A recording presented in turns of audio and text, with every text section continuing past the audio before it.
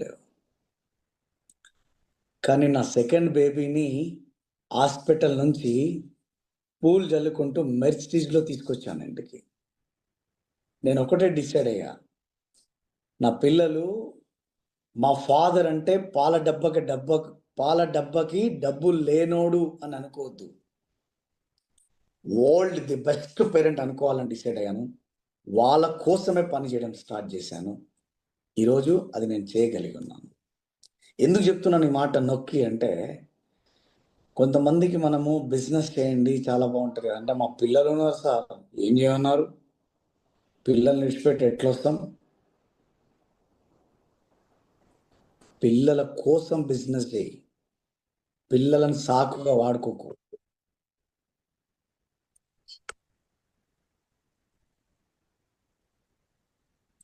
పిల్లల్ని సాకుగా వాడుకోకు. వాళ్ళ కోసం ఈ బిజినెస్ బిల్డ్ చేయి.